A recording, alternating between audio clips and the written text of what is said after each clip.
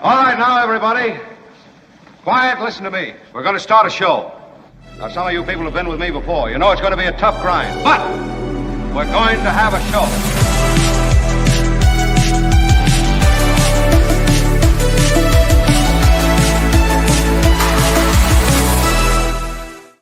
Thank you all. It's a pleasure to be with you. I have such good information for you, and I have the return of Albert today, everyone. Albert, thank you. It is exciting. Albert had he takes these little jaunts. He takes these little jammy kind of runs down to various exotic ports of call.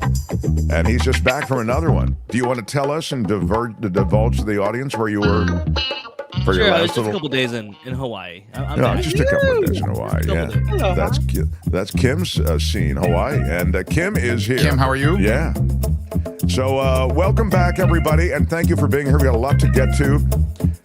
Now you're hearing some of what I was talking about yesterday, articulated by others, which is the linkage between what happened in New York and the rising oligarchy and the nakedness of it in America. I don't mean to bum anybody out, but we will touch on it today.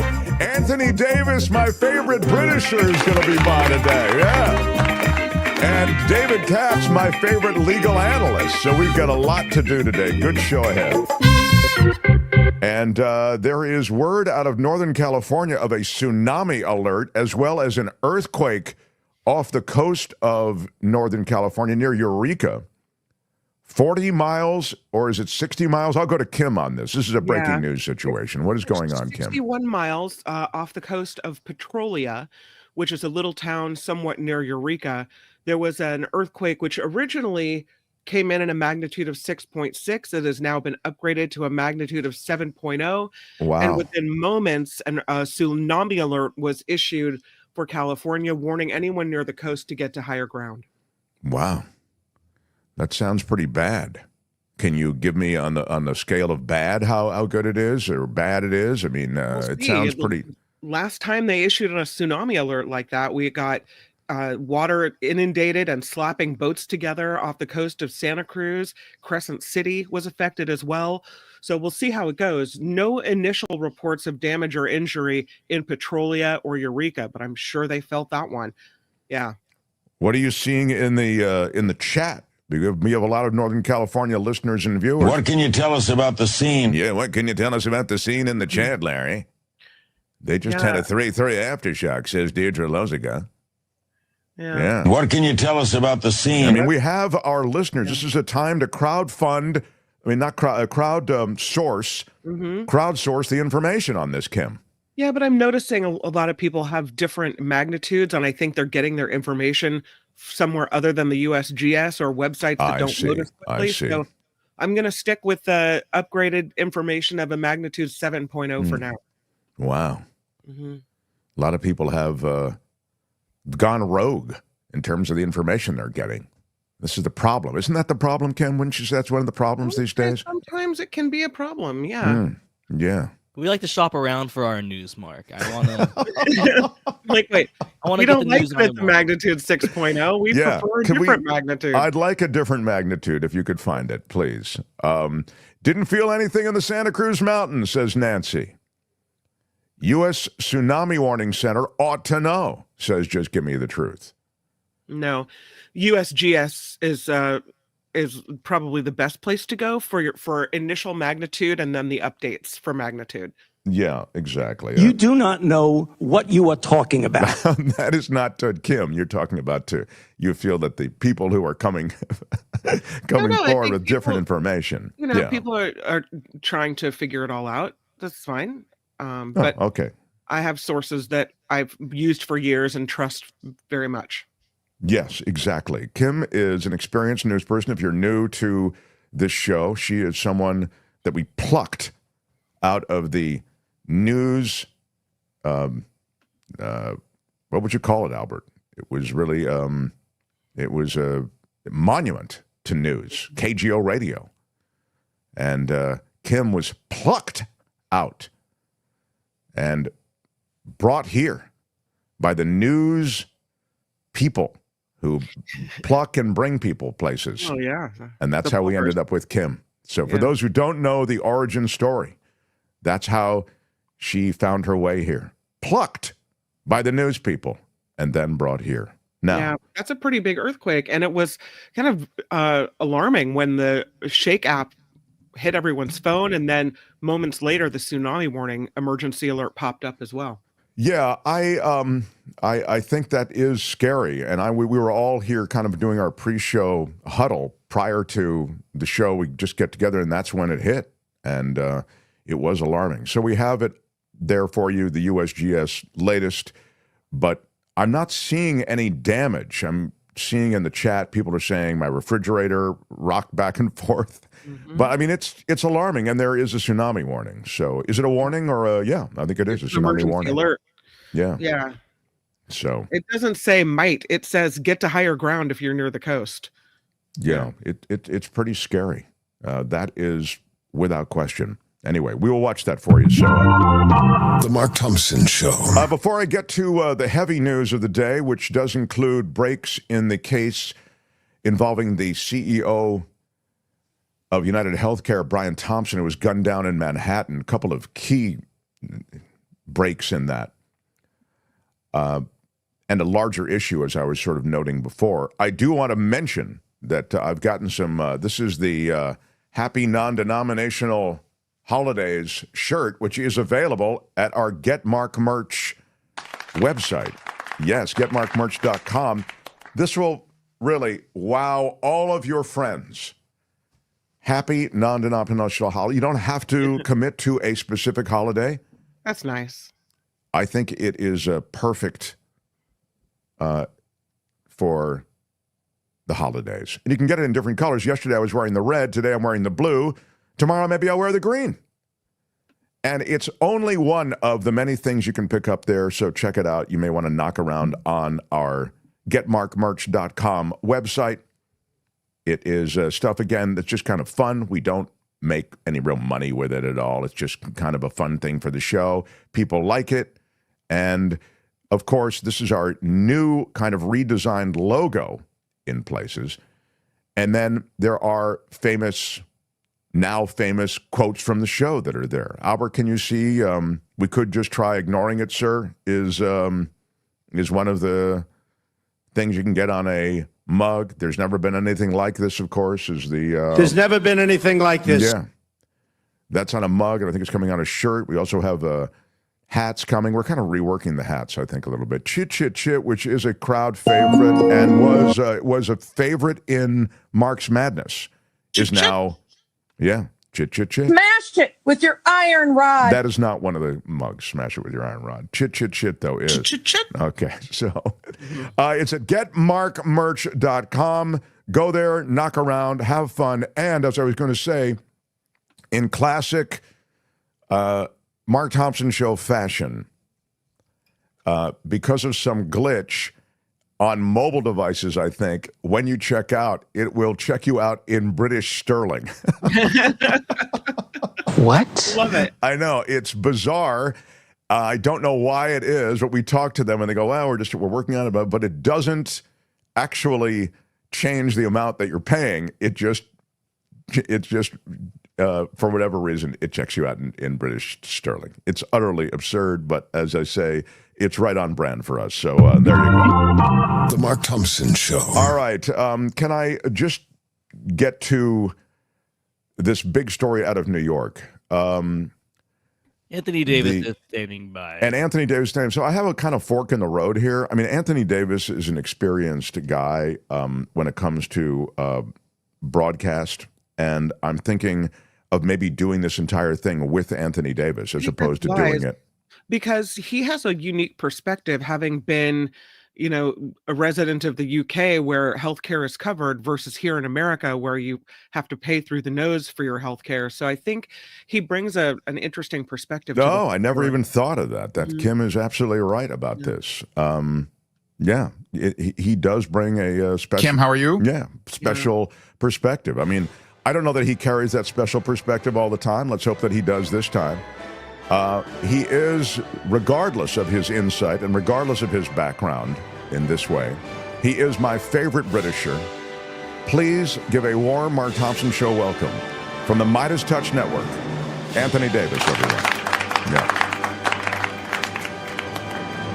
Sir, it is always a pleasure to see you. And it is true what Kim is saying, that, we are suffering under a healthcare system that's horribly broken.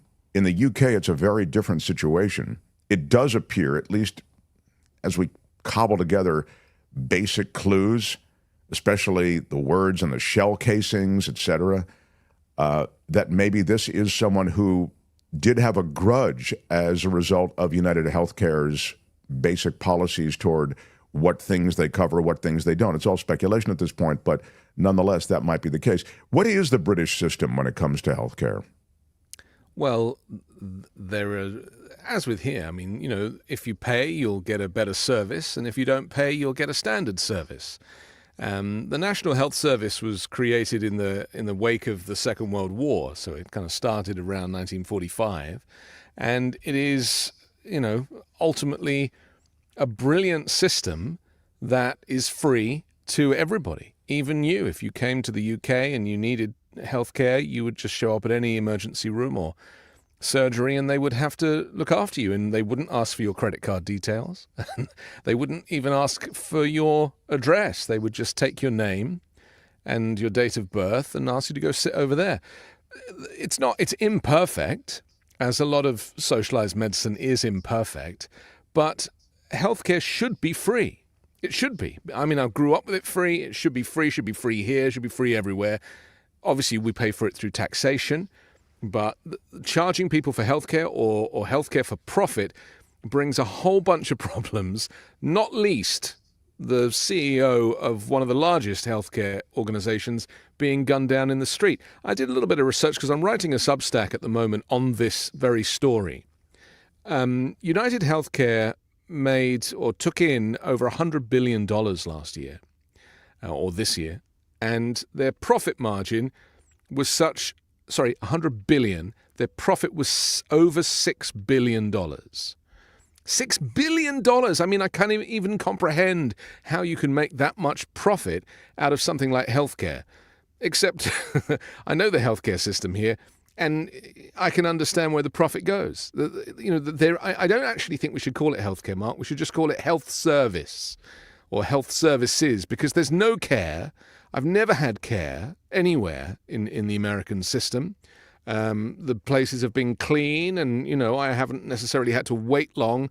But in terms of care, I don't know that that's really how you can describe it here. So is it any wonder that someone would bear a grudge when there is you get such little back for your premiums, and these companies are making $6 billion profit in a year? That's more money than they made last year.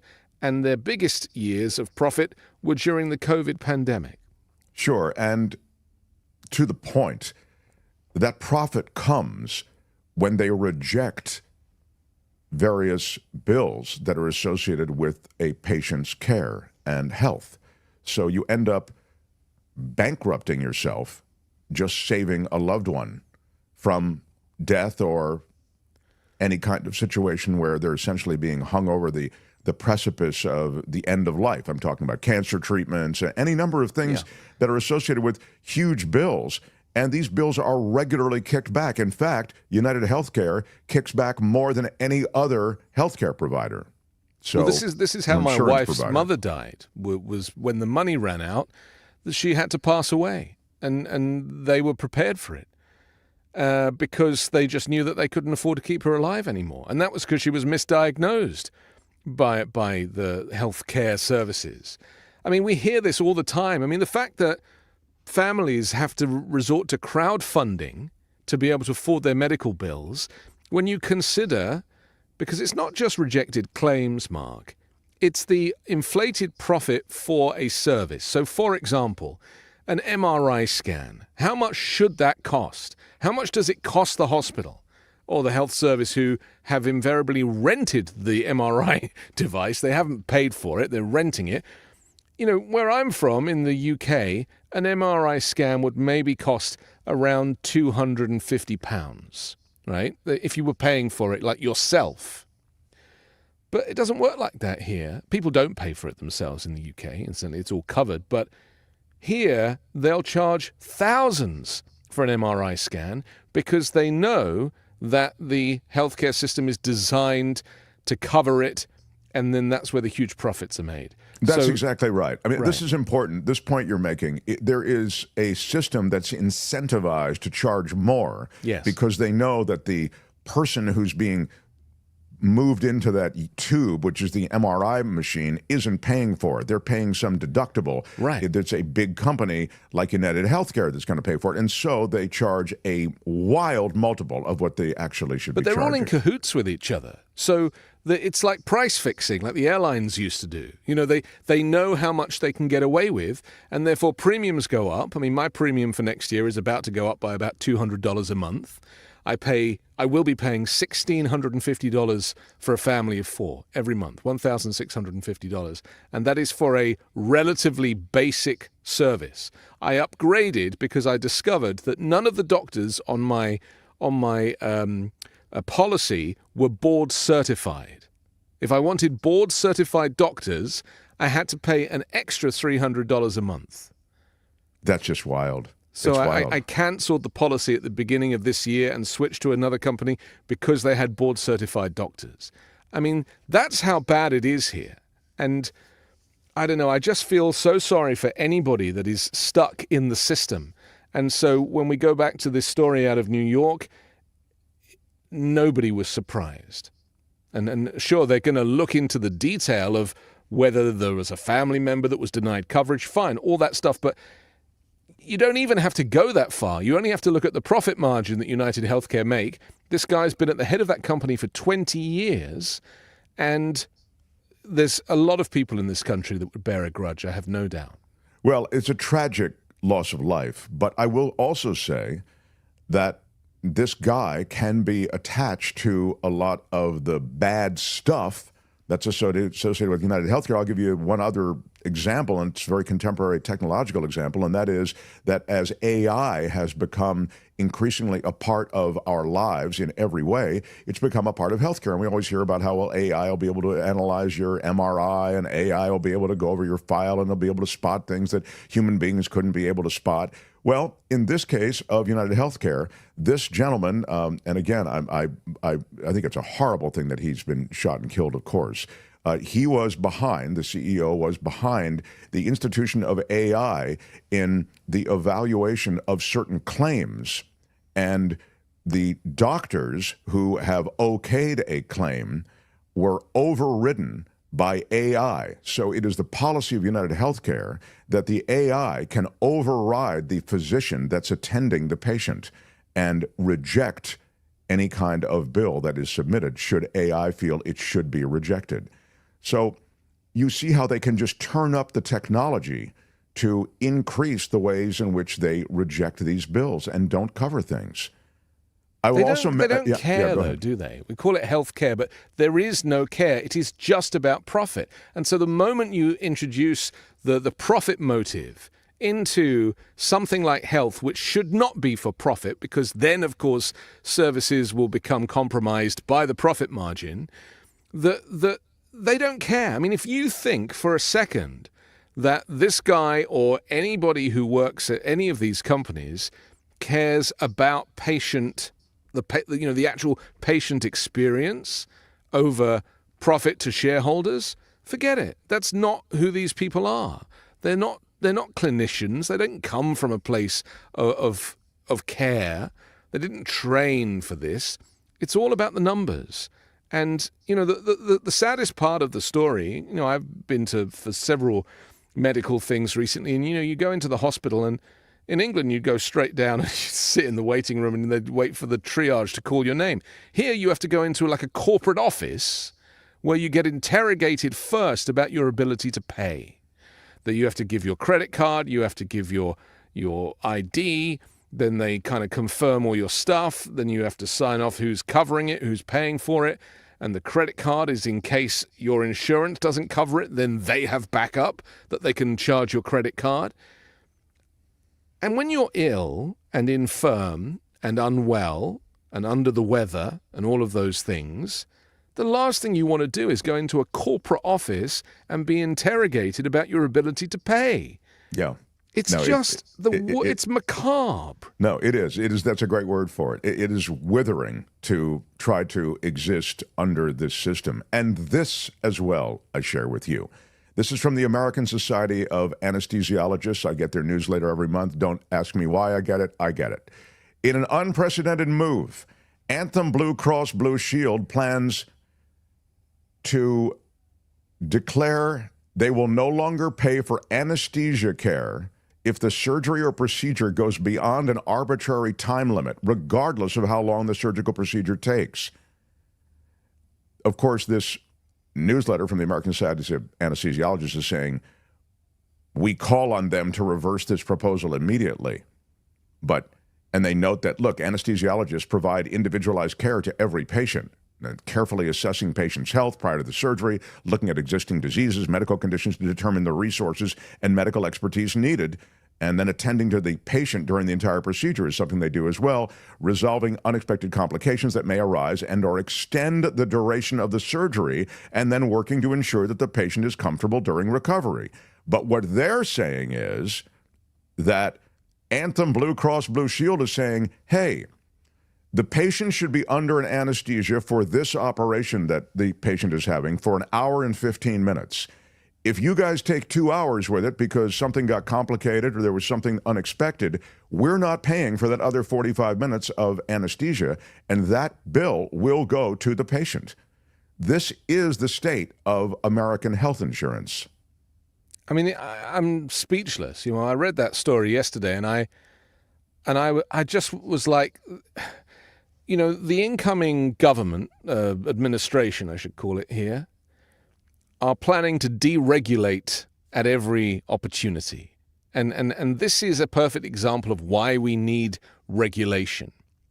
Because it is situations like this where these companies, these for-profit healthcare companies, will do all of these things if there is no regulation. And I presume that this type of thing, it hasn't been regulated, otherwise they wouldn't have done it in the first place. But, you know, all the Republicans claiming that deregulation is where it's at, this is what you'll end up with. You'll end up with this real, I mean, it's like, it's just torture. I mean, I can only imagine what this will end up with. It'll end up with surgeries being rushed and people dying on the operating table. And how many people will need to die on the table before they go, oh, yeah, maybe that wasn't a great policy idea? Can you imagine them saying, I'm sorry, the heart transplant was only half done, so we just really couldn't finish it. Your dad isn't going to make it today. Our bad. We're sorry. Or, gosh, I'll try to work really fast so you don't feel this. But at the end, you know, it might be pretty painful. So just be prepared that you're going to feel something. Are they kidding with this? This is outrageous. Well, then there's this, and I mean, it does come up in the chat. Nullifidian says, I had two heart attacks and COVID twice, and had a 17-month stay in a nursing facility and never had to pay a dime. Now, what I would ask about Nullifidian is I'd need to know about who you are a little bit more. Sometimes seniors can gain some kind of insurance that overlaps with existing insurance that you may have, and as a result, you're not charged anything. I really just need to know more about that, but I also don't want to deny that there are some good resolutions to some of these situations that involve the American healthcare system. But I think overwhelmingly, I mean, it's indisputable that this is a broken system that's only being broken more with every passing hour. And so we come back to this situation with this tragedy in New York. Look, this CEO is there, and he's at UnitedHealth trying to make them more money. So he's in the business of doing all the stuff that we as people who have health insurance are not crazy about. Limiting those things that are covered, rejecting certain claims, forcing us to consider paying for things with higher copays. These are the things that this CEO is involved in, as I mentioned before, using AI to figure out and actually overrule physicians who are submitting bills for insurance coverage. Does he deserve to lose his life? No, he does not. And so to the story, this is an interesting story of someone who I think we'll know the identity of later today because of the fact that we now have seen his face. So they're going to essentially crowdsource this information. They're out there with his face on posters everywhere. So, but we do know a little bit of what happened. Albert, can you share with Anthony and everyone the story from, is it CNN that ran the little bit of the latest? Here we go. We actually have some breaking news just coming in the search for the gunman in yesterday's shocking killing of UnitedHealth Group CEO. Police have released this. Look at this. This new photos coming in showing the suspected gunman unmasked inside a hostel. Looks like he's smiling. Stop right there, Albert. That picture of him, he looks like Jake Gyllenhaal. I mean, look at his face. He really does. He's got the facial features of Jake Gyllenhaal. Am I wrong? Am I the only one out here? He looks like a regular guy, right? He doesn't look crazed necessarily, but I think this is the whole point, isn't it? That because these healthcare for-profit companies affect everybody, the people that might seek revenge will be everybody and anybody and could be anybody. And so, we this is where we kind of cross the Rubicon from crazed, masked gunmen doing crazy things because they are mentally incapacitated to actual targeted assassinations for revenge. And it's insane that the guy, I mean, look, I can't believe that you can even just go buy a gun and shoot it, because from where I'm from, the police don't even have guns. And I love the fact that here in this country, the gun is not even a topic of conversation, right? The first thing we would be doing is like, oh, well, how did he get a gun, right? Oh, well, here he just went and bought one. So that's not even the issue. The issue is that, is this some kind of revenge attack for something that has gone on? We're going to find out. I agree with you. He'll probably find this guy pretty quickly. But, he wore quite distinguishing clothes. And he was wearing those shoes that have like a white sole. I don't like those shoes personally. I think you should just go for a single color shoe. But, it's very obvious clothing. He didn't choose to change his clothes. There's pictures of him in various places now by a youth hostel, just, for a few blocks up. He didn't kind of change his clothes quickly, shove them in his bag, things that you might do.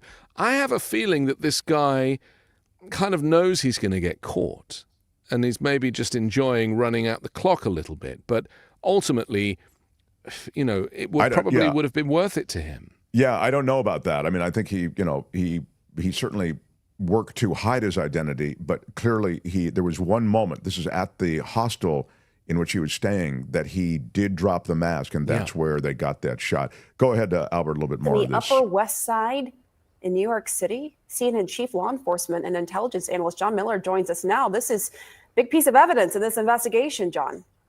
Well, it's a turning point. We have been asking Miller used to be a New York metaphoric question, who cop guy. Go ahead. I'm sorry. Is the man behind the mask? At least we don't know who is the man behind the mask, but we see the face behind the mask now. And, police worked with these images. This is at a youth hostel, which is on the Upper West Side.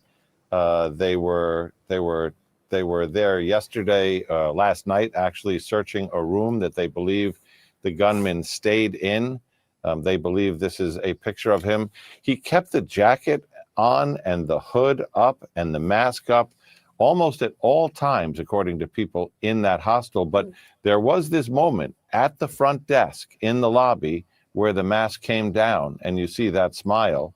And this is so far the only image of his face without a mask, the best image police have. And what they said is, even though it's not quality where you would generate a facial recognition image or something that would bring you to a mugshot if he had a record, what it is it's an image that if you knew him, a coworker, a friend, a family member, you would say, that's so-and-so. And that's why that's they're good, releasing Albert. it Thank right you. now. That's exactly why they'll probably catch him later today. But the other thing, and this speaks to the grievance that might be behind it, they're investigating messages that appear to include the words deny, depose, and defend that were engraved on the live rounds and shell casings that were left behind by this assassin.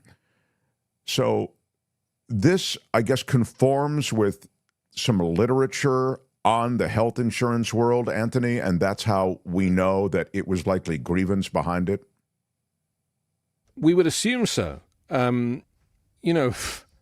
Let's not get started on healthcare literature, but, they could have written 1,000 different words on those shell casings. Sure. Because just by nature of the system, the healthcare system that is designed to bamboozle you and bombard you with paperwork that is only going to frustrate you further. So, I'm very much of the opinion that we're going to see more of this type of thing happening, as in the coming years. We're second guessing the motive because it just seems so obvious. And UnitedHealth, as we know, is one of the, if not the largest of these insurance companies. But I recognize that so little is spoken about. Oh, did I lose Anthony? Of the healthcare itself? Yeah. Because, at the moment, obviously the story is, who is this guy? But all I really think about is, what he or his family must have gone through. So, I'm not condoning his actions in any way. Of course, this CEO shouldn't have lost his life. But this CEO should have been in prison 10 years ago for making too much profit. Do you see what I mean? It's like, if this country was like that, if this country considered the fact that its citizens are being scammed and using health as a threat, effectively, you live or die if you pay. I mean, it's just such a terrible thing. There are so many great health systems around the world. And you guys have gotten used to this system and you think it's normal, like the copay. You go in and you've already paid your $2,000 for the month and you go in and they hit you with another $100 when you show up. It's so insane to me that this system is normalized. So I'm completely unsurprised by this killing. And it is going to be very interesting to see how it plays out and what the motive was. And, So the delay, deny, defend, why insurance companies don't pay claims and what you can do about it is a book by Jay Feynman. So again, this was not delay, deny, defend. It was delay, deny, and depose, I believe it was. Insurance companies delaying paying for claims, denying coverage for the claim, and then defending. Essentially defending why it was denied. That's the thing. And of course, as I mentioned when we first began this conversation, United is the worst offender. They have a 32% rate of rejecting those bills submitted for insurance coverage. And the rejections are not done on a clinical basis. That's the other thing, is that the rejection, we have a phrase in England based on a TV show called Little Britain, and the phrase is computer says no. Right, it's a skit from a sketch show. Computer says no, and it's when someone goes to argue the case, sorry, computer says no, and that really I think sums up this kind of healthcare system, this for-profit system, is that they always blame policy or they blame the system won't allow me to do that, or I'm sorry, what you're requesting falls between the cracks of what's in my drop-down menu. And it's like, where is the humanity? Where is the clinical expertise? I mean, it wasn't an anaesthetist that suggested that they should stop paying for anesthetic after an hour and a quarter. Do you know what I mean? It was, that decision was made by bean counters.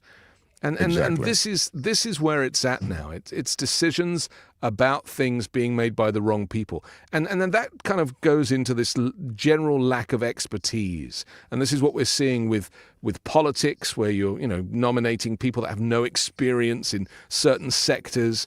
This loss of expertise, demonizing Anthony Fauci, someone who did have expertise. It's all the same storyline.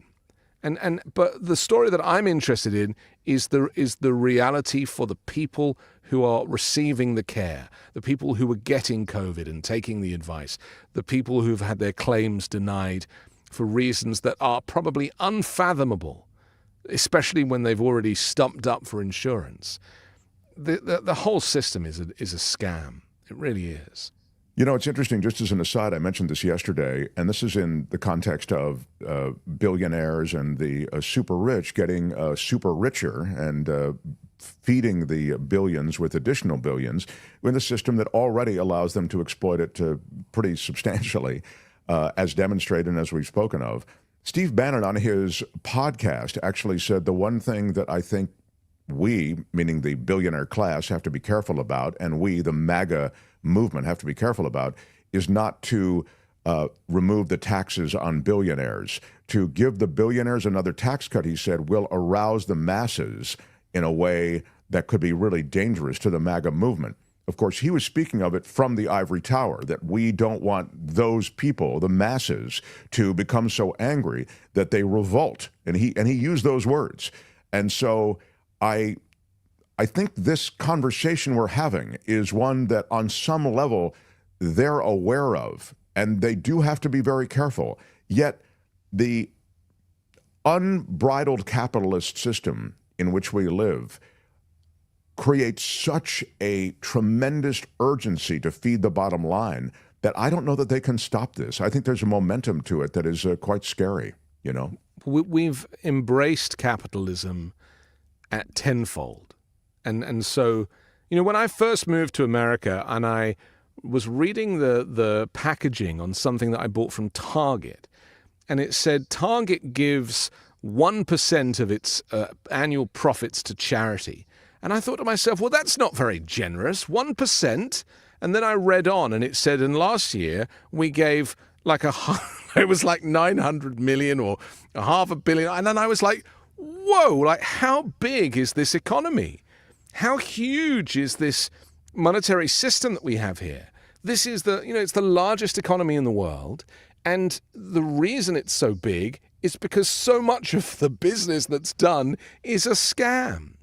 And so, you know, it's corrupt. It is a corrupt system, capitalist system.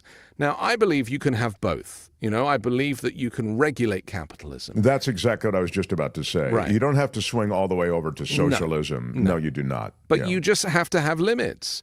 Because how many billions, I mean, Elon Musk is arguing over his, what is it, like a $56 billion annual salary that he's trying to argue for at the moment with Tesla. And yeah, that's right. How much money do people need? The guy lives in a shitty little 2-bedroom house in the middle of the desert. You know? I don't want to be the arbiter of how much people need, but I certainly feel as though that taking the paltry, tepid regulations on capitalism off of capitalism just absolutely it creates the very scenarios that we're seeing played out. And now government taken over by the oligarchs. I mean, in an even bigger way. Look, these politicians were already for sale before, but now, you know, they've eliminated the middleman. I mean, they're in charge. This is from the Lady Beatrice. This incident was a message about the effed up insurance company system. I had no doubt. It excuses nothing. But when I heard about this and the clues said targeted, my mind went to someone had enough. Yeah, it really does all point that way. Thank you, Lady Beatrice, for the super chat. It does all point to that. And this is the point. Yeah. Have you heard the news today that Vivek Ramaswamy, who's going to be running this kind of Doge department with Elon Musk, where they're going to find $2 trillion worth of public money to save, he was suggesting that I think it was $4 billion that has been given to Rivian by the government. Rivian is, of course, the rival company, effectively, to Tesla with electric vehicles. He wants that taken away because he thinks that that's an unnecessary expense. Yeah, exactly. Well, no, exactly. This is so key. He wants to claw back that money. Yeah. And, of course, that helps his partner at this Doge administrative and this is a clue instrument. As to, I mean, you know, Ramaswamy's a billionaire himself, you know, lives in a castle, and this is the way it's going to go. That you know, remember that phrase, drain the swamp, that Trump ran on in 2016? I mean, the irony is such now that it's more grow the swamp, isn't it? No, it's nothing but swamp creatures there. And this is the point. I mean, this is another outgrowth of it, if you will. It's a conflict of interest, of course. You've got Vivek and you've got Elon, and now it's just a simple gift to Elon to try to claw back the Rivian money because Elon runs Tesla. So that's just a pure conflict of interest play, and there's going to be a ton of that. You're turning loose the billionaires to decide what decisions have been made from government that are efficient and inefficient. It's utterly absurd. Well, these guys belong nowhere near it. All federal vehicles will turn out to be Teslas, won't they? You know, they'll do that. He'll cut a deal with the federal government for any, leased vehicles that the government normally pays for. They'll all end up being Teslas. And, even the Beast might be, rebranded as a Tesla. I wouldn't be surprised because... No, I wouldn't either. I would not either. Nothing would surprise me. It's all about power and money, and, it's getting very dark, and the new administration hasn't even started yet. And, already we're seeing some of the behavior, like with Kash Patel threatening to sue somebody because they said something he didn't like. I mean, this guy wants to be the head of the FBI.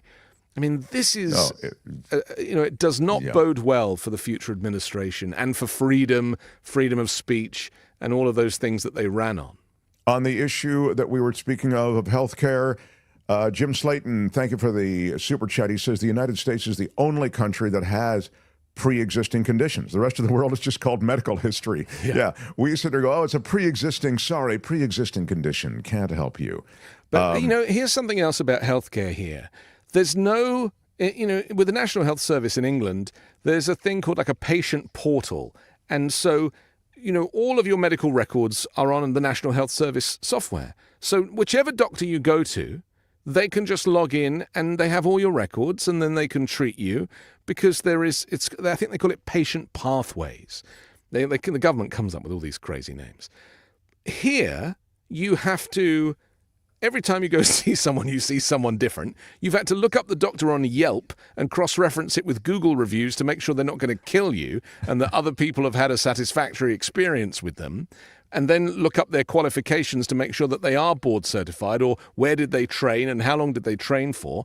When you go to these... what do you call them here? These kind of walk-in clinics, urgent care. Urgent care, right. My local urgent care has got rid of all doctors because they were too expensive. So now we only have nurse practitioners. And it's like, I'm not dissing nurse practitioners, but you should be able to see a doctor, and you can't. And I've been misdiagnosed twice now by NPs. So I feel like there is a kind of general reduction in quality of healthcare at the same time as profits rising. And, if you're not super rich... Because, of course, they don't go to urgent care, Right. They have a number in their phone who's their personal physician. They just phone them up. Of course. It gets dealt with. And it's the same with abortion. There will be states where people can't access reproductive health care. But if you are wealthy, you have a number in your phone. Even in a Republican It's always state. been that way. It's always been that way. I mean, that's the nature of things. But now... what lived in the shadows is now out in the open. Exactly. So, Noe says, first baby I had was an expensive birth and with a non-union partner. Later married into the union and had some free births. Lesson, get on a dating website for tradespeople before your next surgery. That is great That's advice quite the plan for surviving the American health system. Quite the plan. And on the situation with the shooter, there is this. Shailene says, jacket and backpack are completely different. Maybe setting up a patsy. I didn't notice that the jacket and backpack are completely different. I thought they were distinctive. And well, it was like a combat jacket, wasn't it? No. It wasn't like he wasn't like dressed in black or anything. Yeah. Here's your, Louise says, I'm sure there will be an Uber Lux anesthesia ride that will include all-you-can-consume premium anesthesia for a reasonable upcharge. Yeah, I mean, there are already different tiers of healthcare, and it's only going to become more distinct. But more to the point, people lose their lives, and They lose their lives because they can't afford to treat the condition that they're plagued with. That's the reality in America, and you just wouldn't have that with a different system. There are these clinics that I've been to a few times that are run by Mexican doctors, and it's basically for everybody else who doesn't have health insurance. And they run a really sweet, like, family business where the doctor is qualified, the staff are actually very sweet and kind and generous, and they charge affordable prices for healthcare. That is how most people who don't have healthcare are accessing services through these, the kind of immigrant businesses. And this might be the other outgrowth. The industry will essentially have birthed what you're talking about. The problem is that that's a cash business. You have to have the money. That's right. So, admittedly, at a discount, but families are literally saving up to give healthcare to one member of the family. But what I'm saying is that they're not charging corporate rates, because it's those corporate rates that have corrupted the system and have made healthcare unaffordable. It's because the healthcare company is in cahoots with the provider, and they come up with a rate card for, if you want a knee replacement, they're like, oh, well, that's $10,000. Well, where I'm from, a knee replacement is probably $2,000. But they know that they can get away with that extra charge. Sure. Because people don't have a point of reference. And I would encourage people to go online and look up the Swedish system or the Norwegian system, and see how healthcare is done when it is run properly. It is not for profit, and it is of high quality. We pay a lot of money in taxes in this country. A lot of that money goes to the Defense Department, and you could easily trim, just for starters, you could trim some of that and really putting together some kind of more manageable program of health care. Well, there is the Affordable Care Act, of course, which the Trump administration is very keen to replace. Apparently, they have a new system being announced in 2 weeks. But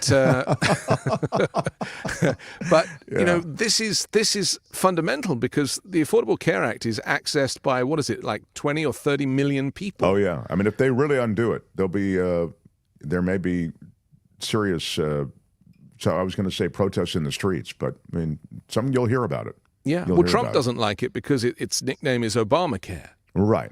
So if they rebrand it Trump Care and keep it the same, then maybe he'll stick with it. Yeah. But I've got to let you go. He hates the other guy. Yes. All right. So I want to mention a couple of things, because Anthony Davis does such great work. I really want anybody who's new to this channel, might be aware of Anthony, to go over and check him out. He's on the Midas Touch Network, and he does several different shows. So he does the 5-Minute News, which he's been doing for a while. It's a terrific daily offering. And bring us up to speed on everything else you're doing.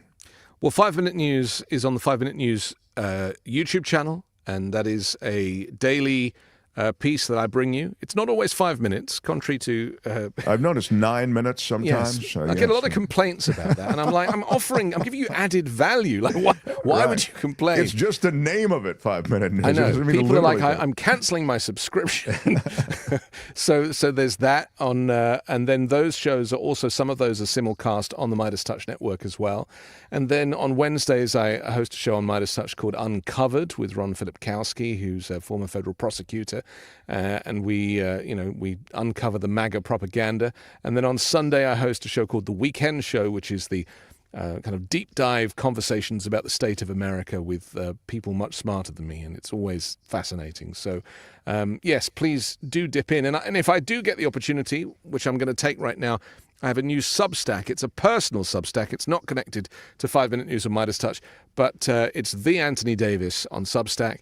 And I'm there writing daily articles about the state of America. And I'm just in the middle of writing one about this very story, about this healthcare story. Terrific. I'm not yet subscribed to the Substack. I've got to get on it. There it is. Albert has found it. So check out Anthony Davis on all of those places. And whenever we can get him, we love that he makes time for us here. He remains my favorite Britisher. Please, a round of applause for the great Anthony Davis. Yes. Thank you. Farewell, my friend. Until next time. Wow. The Mark Thompson Show. What up, everybody? It is cool to talk to Anthony Davis because that is not only a British perspective, but he's been in this country long enough that he has a perspective on this country and the way in which we're running, which is, in my opinion, and I think in the opinion of Anthony as well, sort of the wrong direction when it comes to removal of regulations, those things that will restrain what is an unrestrained capitalist system. And it leads to a degradation, this unrestrained capitalist system, of health across the board. I mean, just the removal of regulations on toxins alone make us less healthy. I mean, those toxins and discharges into the air, into the soil, into the ocean, into the waterways from which we get drinking water, these things degrade our health. And then when it comes to health care, that same system that is full of deregulations, as far as the toxins are concerned, it connects to the deregulations in the healthcare industry, and we've just reviewed what happens there. This tragedy in New York and the assassination of this CEO, it begins another, well, we've been discussing it for some time here, that's why I'm pausing, but it begins another round of conversations around this issue. I think we've been good about focusing on this in the past, but I just believe it will raise the volume of the conversation in other places where maybe it hasn't been dominating. Again, if you watch the network news, and I know it's really fashionable to bang on the mainstream media, et cetera, but if you watch the mainstream news in a situation like this, most of what they talk about is how they're going to catch this guy, the clues that were left behind. Oh, he's made some mistakes. And even here, we talk about the mistakes that were made because it's important to the story. But the bigger story is what led to this and in what environment, in what financial environment, in what cultural environment, in what American environment this thing happened. You have to address that. And that is orphaned, for the most part, by those mainstream network newscasts, et cetera. That's, I think, the triumph of independent media. I put independent in quotes because we really can't talk about just anything we want here. But we can certainly give attention to things that otherwise we wouldn't be able to spend this kind of time on.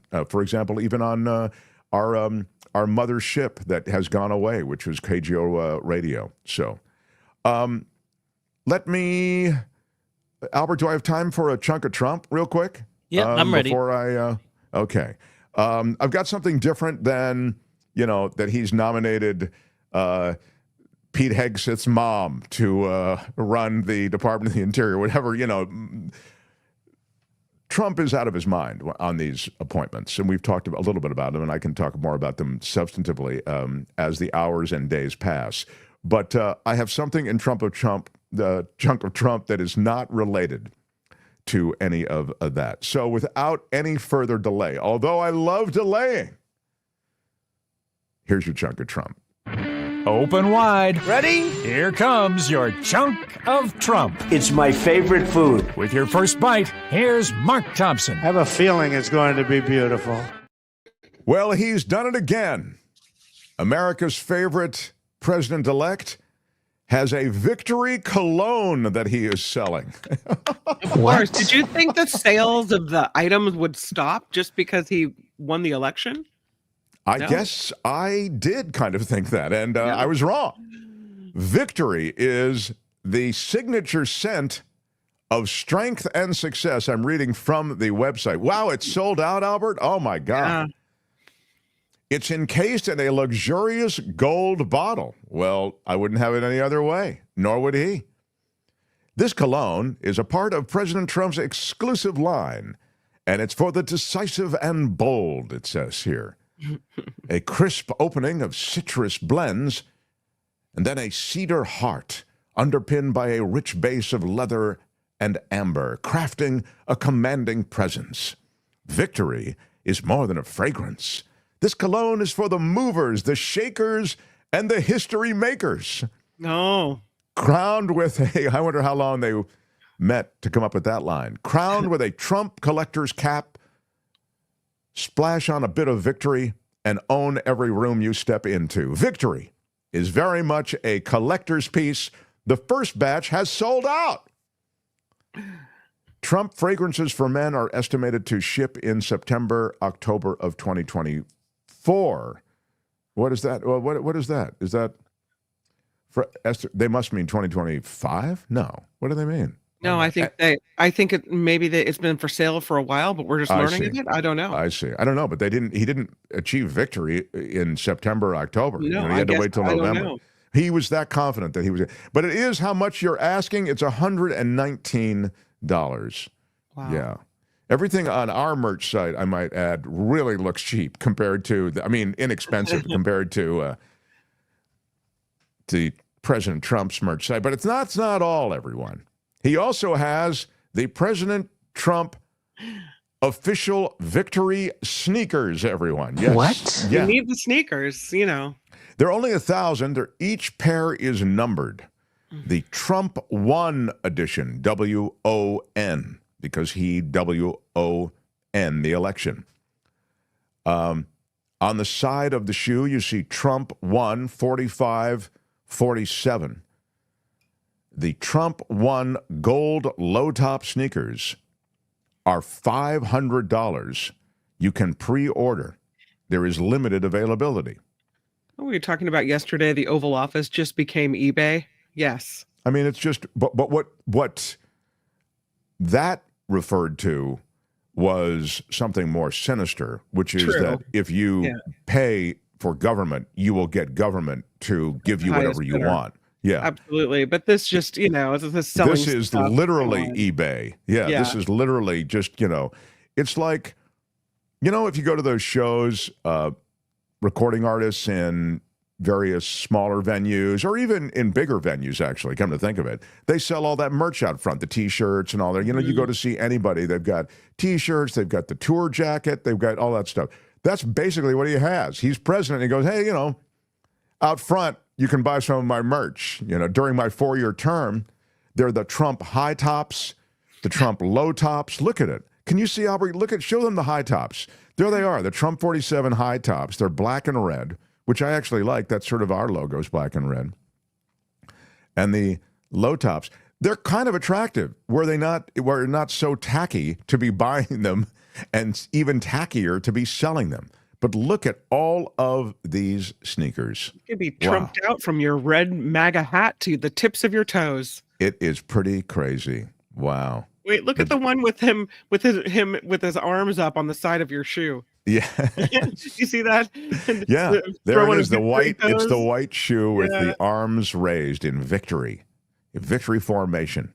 Everything's limited edition. You can pre-order. It's wild. The presidential pitchman, in between making the most horrendous suggestions as to how to run government and who should run it, he is pitching sneakers and cologne. And that is your chunk of Trump. That's it for this edition. Well, I really enjoyed it. But make sure to join us again next time I think you might want to listen. There's nothing wrong with listening. for another chunk of Trump. Wow, getting some blowback. Jules is saying, I've seen better Keds at Ross for $30. Man. Well, so Trump's got some work to do to win our crowd over, but, and the Bible, of course. Thank you for reminding me. Yeah, Kim reminded me the other day. I always lose track of that Bible because they are forcing that Bible down the throats of school kids, pretty much, aren't they, in Oklahoma? And now now with him as president, I'm sure there'll be more Bibles circulated. Speaking of pitching stuff, let me again mention the happy non-denominational holiday shirt. This one's blue, but they're also green, red. There are a bunch of different colors, all the colors of the non-denominational holiday. And you can be as denominational as you want, but this just offers you, wear it proudly. It's got the holiday, and we've changed our logo to put little snowflakes in the logo where the dots would normally be. There is a green version of the happy non-denominational Holidays shirt. So I encourage you to grab it.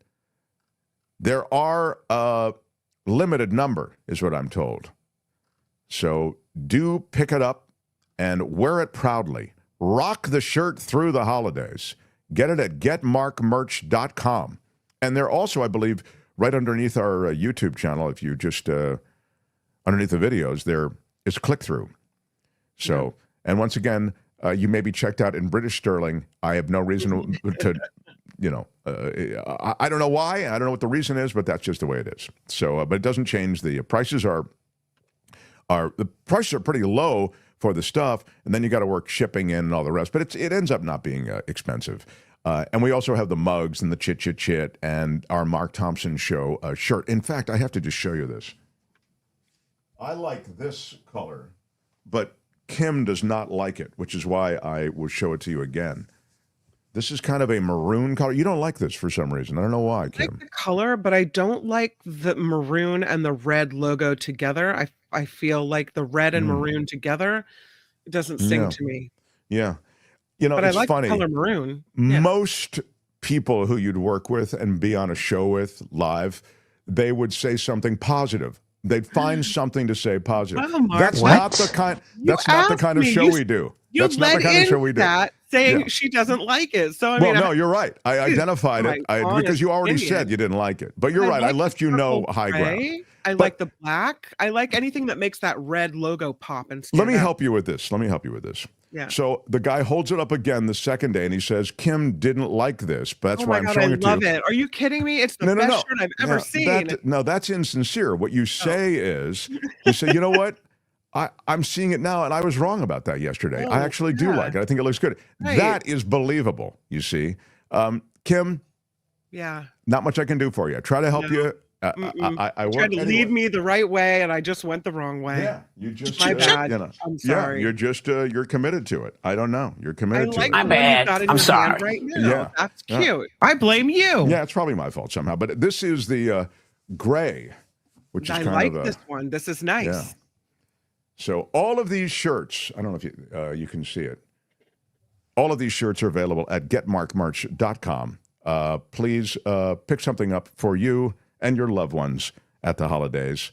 Again, it's sort of a fun thing. We don't make money on it particularly. And there are also the mugs that have the chit. So you can rock Kim in your morning kitchen coffee every day. All right, we've got I think, one of the great legal analysts across the English-speaking world coming up, David Katz.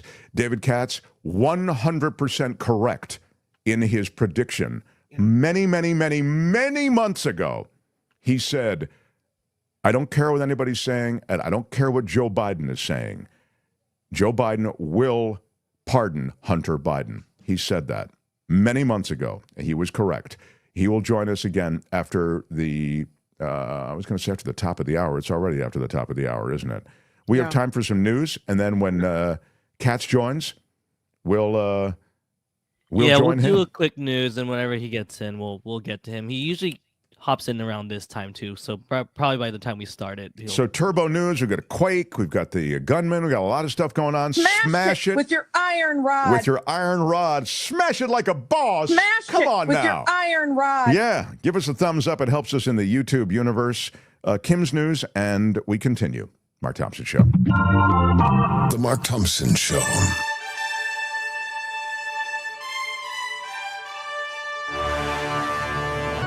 On the Mark Thompson Show, I'm Kim McAllister, and this report is sponsored by CoachellaValleyCoffee.com. And we have been following this magnitude 7.0 earthquake that hit off the coast of Northern California this morning. It did touch off a tsunami warning for parts of the coastline of California and Oregon, all the way from Florence, Oregon, down past Davenport into Santa Cruz. The National Tsunami Warning issued an alert telling people move to higher ground immediately.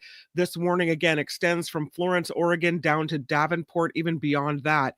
The tsunami warnings mean that a tsunami with significant inundation is possible or already occurring.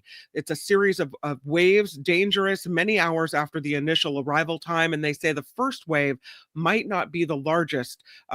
So if you think, oh, this is no big deal, no. This is a good thing to just keep in mind. Apparently, I'm seeing this from a couple of the listeners that the tsunami warning from San Francisco has been canceled, San Mateo County as well. We may want to update it. But just more to your point, it's really something that one should pay attention to. I think we tend to blow it off because it's such a rare occurrence. But I like that you underscore the fact that, hey, this is not something that you should, sleep on. It really does happen. These tsunamis can be positively horrible. And so these tsunami warnings come because we have the technology to predict their possibility and predict the possibility, or likelihood might be a better word, for that eventuality. So we should, pay attention to it. Yeah. Yeah, it's interesting that the lead on SF Gate is this tsunami warning issued for the Bay Area. You're saying it's canceled. They're still reporting that Californians are being urged to get away from the coast. So it's so weird. I'm seeing, for example, Heather Kennedy said the tsunami warning was just canceled for the San Mateo coast. Dave says the tsunami warning for San Francisco has been lifted. I don't know really. I'm assuming that those are media reports. But then I see this in Santa Cruz. I mean, again, just got a tsunami warning on the phone. I'm in Santa Cruz. So it would appear that parts of the coast persist with this warning, and maybe other parts of the coast have had it lifted. I just don't know. Yeah. I mean, certainly caution is probably the watchword, right? As we mentioned earlier, investigators are releasing more images of the person suspected of shooting and killing UnitedHealth Group CEO Brian Thompson in New York City yesterday. The images are much more clear than previous surveillance photos. They show most of the suspect's face. Mayor Eric Adams says investigators are moving at a good pace. He expects an arrest soon. Investigators are reportedly seeking a search warrant for a place in New York City they believe the suspect may have been staying. Meanwhile, not to interrupt again, but just to interrupt again, there are people that he stayed with at that place, at that hostel, and they want to talk to them also. So this warrant they're getting is about everything from CCTV footage to talking to the proprietor there at the youth hostel to talking to other people. He was in a room with others, like a dormitory type setup, and they want to talk to them as well. So there are a lot of pieces being put together. But as I told you, I think it's only a matter of hours before they find this guy, because his face has now been seen by so many people. So it just seems as though today will be the day that they'll ultimately find him. As you mentioned earlier with Anthony Davis, patients in 3 states will have to pay out of pocket for anesthesia in some cases under a new policy for Anthem Blue Cross Blue Shield plans. The American Society of Anesthesiologists reports the health insurance company will not cover anesthesia if the surgery goes beyond a specific time limit for patients in Connecticut, New York, and Missouri. That starts in February. The change will not apply to patients under 22 years old or for patients receiving maternity-related care. So that's nice, Capitol Hill lawmakers are asking questions about the Trump assassination attempt in July. The Secret Service has admitted to several failures in the handling of Trump's protection at a rally in Butler, Pennsylvania. When the gunman opened fire, 1 audience member was killed and Trump and 2 others wounded. Today, in a House hearing, Acting Director of the Secret Service, Ronald Rowe, told lawmakers the discipline of employees who were at fault is still occurring with due process. President-elect Trump's first network interview since the election will be this Sunday on NBC's Meet the Press. The new network says the interview with show moderator Kirsten Welker will be taped Friday and air on Sunday morning. Clips of the interview will be released prior to the show, so we'll have that. Pete Hegseth refusing to withdraw his name from consideration for defense secretary. Well, take no for an answer, that Hegseth. No. He's wanting it. Despite multiple misconduct allegations, President-elect Trump's nominee met with lawmakers on Capitol Hill once again yesterday.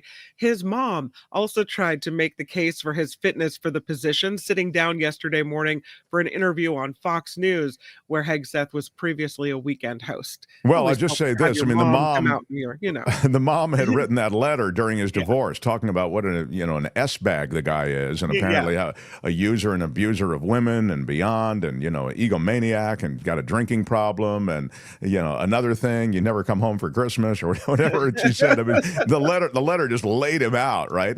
And now she's having to do damage control, and now I always feel like if you're a presidential nominee to run the Department of Defense, and you need your mother to go on morning TV to talk about what a great guy you are, things aren't going well. No. So that's all. I'll just leave it at that. Yeah. A California lawmaker is proposing a bill to protect immigrant children by making schools and child care centers safe havens. The legislation would require immigration officers to meet strict conditions to enter these facilities, like presenting a valid ID, explaining their purpose, having a court order, and obtaining permission from the school superintendent or child care director. Still, officers could only enter when children are not present. Research shows that about 20% of California children live in families with at least one undocumented family member. I do know that we have David Katz here, and so I'll just end it with the price of one Bitcoin officially hitting $100,000 for the first time. Oh, what? I know. Oh my God. Demand for the cryptocurrency has gone up following the election, with the price up over 45% since election night. Prices have more than doubled since the beginning of the year, and now we have one Bitcoin, $100,000. Wow. It was great. I loved it. Well, it is lovable if you're a Bitcoiner. The new administration, Trump, who once was really down on Bitcoin, now actually put in a guy at the SEC who is a huge cryptocurrency dude. So it's going to be, happy times for crypto. And that's what I think is kind of fueling this run, the Bitcoin run. This report sponsored by CoachellaValleyCoffee.com. Oh, I do have some right here, actually. It's so good. I have espresso. I made like a triple espresso. I came from the doctor yesterday who said 1 cup of coffee a day. That's all you can have now. That's 1 it? cup of coffee. Well, he meant of caffeinated. So I got to pick my spot. So I grind it and I romance it and I put it in the cup in just the right way, and then I savor it. I savor it. You need to go to the Half Calf. They have the Half Calf at CoachellaValleyCoffee.com. Oh no, I know that's actually what I'm drinking right now. Yeah. Yeah. Very good. The winter solstice tea, huge at this house right now. Very, very recommended. Cool. So they have some great things. CoachellaValleyCoffee.com is the website. We've got your exclusive 10% off. Enter Mark T at checkout altogether. MARKT gets you 10% off of your total. And I'm giving some Coachella Valley coffee and tea for Christmas this year. Nice. Yeah. Nice job. Yeah, there you go. I'm Kim McAllister, and this is The Mark Thompson Show. The Mark Thompson Show. Hey, which one of you is Mark Thompson? This is Mark Thompson.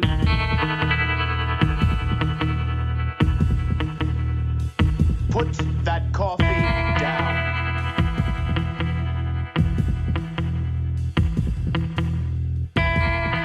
There's always been in this country 30 to 35% idiots.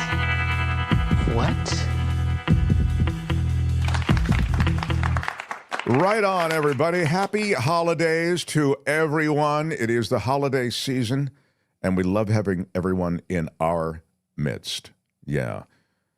In fact, Elise Enzario, thank you. She loves that whimsical coffee music.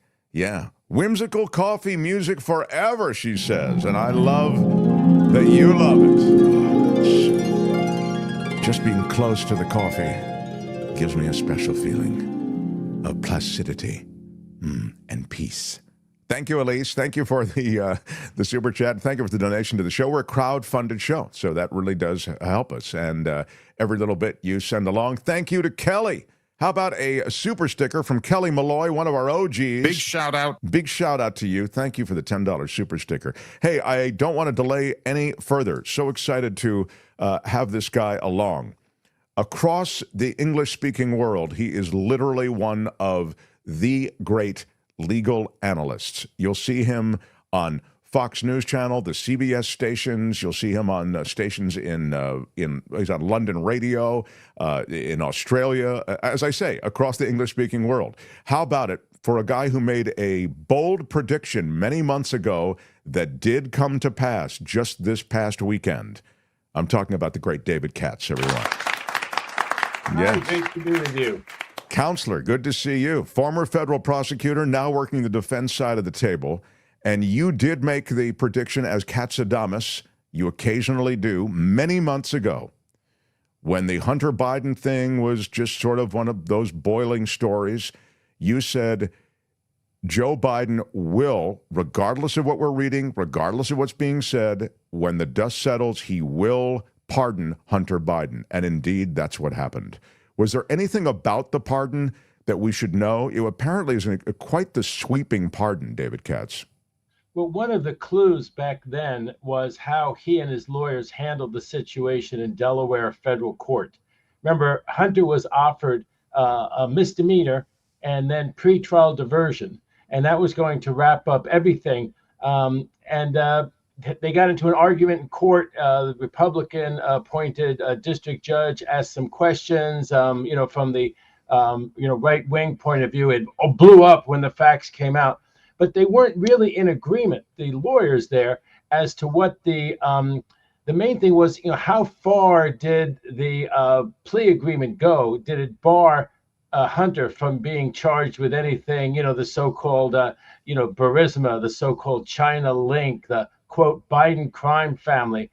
It didn't give him any protection over any of that, but you thought, what did he need protection for any of that, looking back at it then? And so the fact that he so cavalierly let that blow up in court, knowing that he could then be charged with federal felonies as he was, led me to believe that he strongly suspected, I'm not saying he and his dad had, explicitly agreed, but that Hunter strongly suspected that even if he threw the dice, even if he did get charged with felonies, even if it went against him, as it was likely to do, purely based on the evidence. I'm not talking about whether he was selectively prosecuted, but just based on the evidence against him. It sure looked like he would be convicted of the felony, trivial as it was in Delaware about the gun application, and that he would also be convicted of the tax charges, federal criminal tax charges in Los Angeles. He had eventually pleaded guilty to that. But my point, Mark, was that the way nobody would turn down, in my opinion, that deal that was just to get a misdemeanor and pretrial diversion and resolve the whole case with no jail time, unless they were pretty sure that they were never going to go to jail because their dad was the president, and that if it really came to that, and of course the timing of the pardons right now is that they occurred just before the sentencing would have occurred in Delaware, which I don't think would have resulted in him getting prison time. But I think here in Los Angeles, in front of Judge Scarsky, who ended up making the statement in court just the other day that he did not think that there had been selective prosecution, he would have gotten jail time in that case, Mark. If it wasn't a selective prosecution, evading over $1 million in taxes. That's not saying that you earned $1 million and you owe the taxes on $1 million. He owed over $1 million in taxes, and on that, even on a guilty plea, even with extenuating circumstances, he would have gone to prison. Now, in terms of and he would have gone to prison, I believe, for over a year would have been the sentence out here in Los Angeles. And just to be clear, he did pay that. He paid those back taxes back, did he not? Well, that was, everything about this case is anomalous, and a lot of commentators pick one side and they kind of marshal the facts that come out on that side. And Mark, I try to really get it not right, not left, but right, not wrong. And so the extenuating circumstance, the unusual circumstance there is that he had a financial angel from Hollywood come forward and pay those millions of dollars that he owed in back taxes, interest, and penalties. That also doesn't happen except for people who are very, very rich. And there are people who are very, very rich who evade a lot of taxes. I've represented a couple of people like that. And you really think, stepping back from it, why didn't this guy just pay his taxes? And there are some people, they haven't read the Constitution, but they sure have a lot of thoughts about the 16th Amendment to the Constitution that requires people to pay federal income taxes. And there are some people who have really adamant, I'm sure you've met them in life, Mark, they have adamant feelings about federal tax obligations. But generally, that doesn't happen. So it was anomalous here that someone came forward. His dad is the president. Everyone said this guy must be wanting to curry favor in some way with the administration because he comes forward. He's a big buddy of Hunter's all of a sudden. I think he buys some of the art, and he also pays off his entire back tax bill. Now, I want to just talk to a minute about, yes, how broad it was. And people are speculating that there are more pardons, including preemptive pardons and very wide pardons coming. And one reason is because this is about the broadest pardon in terms of its language since President Ford pardoned Richard Nixon. And the idea is to make it so broad that they really are picking up that concern that they had years ago, Mark, that it was not just going to be the gun application. It was not, and remember, the gun was actually thrown away. It was never used. That one really was peculiar. It was not just going to be the federal criminal tax charges, but it was going to be some investigation over, this Burisma and what was his relations with China and the whole thing that, in my opinion, the Republican House explored and got nowhere. Remember, they had the informant who blew up in their face. He was going to be like, the big smoking gun, and he smoked out. It didn't end up going anywhere. But they're very worried, and I think they're rightly worried because of what President-elect Trump has said. I mean, we don't have a situation like this where someone has run for president, given public speeches, broadcast all over the nation, all over the world, saying, "I'm going to get Cheney. I'm going to get this one. I'm going to get Biden and the Biden crime family." And given that, I do believe, and I'm sort of an institutionalist myself, and I know it's unusual, but we don't have a lot of guardrails and safeguards against a president like Trump, who comes in announcing that he's going to get people. And then once he's picked Patel, whether Patel gets through or not, Patel has said, "I'm going to get people." He wrote a book saying, in writing, what people he was going to get and how he was going to get people. And given that we don't have a lot of guardrails to that sort of thing, and we don't want to be like a third world country, which I think we're going to be in certain ways under Trump, just like those countries you hear about, where as soon as the opposition is the opposition, they're under constant threat of indictment, arrest, persecution. We're there. And there's a counteraction that an incumbent president like Biden can take, and that is to issue pardons, which are very broad and they're preemptive. And it says Liz Cheney, and then it has the same kind of language that it just had for Hunter Biden, that anything that they engaged in that is allegedly criminal, and it could run up until the time that Biden issues it. Now, could they trump up Patel and this gang? Could they trump up some charges against Cheney after January 20th? Maybe, right? Because he can't give a future pardon. The preemptive pardon says even though there hasn't been even a criminal indictment, even though there haven't been any criminal proceedings, this pardon goes into effect. But you cannot pardon future conduct. If you think about it, that makes a lot of sense. I can't say if you go out and rob a bank tomorrow, you have a pardon. So that's what the preemptive is misunderstood by some people. The broad language is misunderstood by some people. But I think that what Biden should do is he should hold a national address, and that he should show, let's say, Trump on the campaign trail saying that, Cheney ought to be in front of a firing squad, saying, "I'm going to get Cheney." Then show a clip of Patel saying what he's going to do to Cheney or to the Biden crime family or to Milley, and just show one after the other. Show Trump saying it, show Patel saying it, issue the pardon. Trump saying it, Patel saying it, issue the pardon. Now, Mark, here's another interesting thing. Do you have to accept the pardon? That's interesting, yeah. Do you want to get into that one? That one's yeah, really... no, I think that's fascinating. Go ahead. I'd never considered it. If you look at something like, let's say Carter's amnesty. Carter's amnesty, after President Carter came into office, he gave a blanket pardon to all the so-called draft dodgers from the Vietnam War. They didn't accept those pardons, right? Each draft dodger didn't have to show up and say, "I accept the pardon." They didn't have to be sent registered mail to every single person who was going to get the pardon. So that's a precedent. And then there's also been situations of like, especially African Americans who were railroaded, and it's obvious, many years later that they were railroaded and falsely convicted.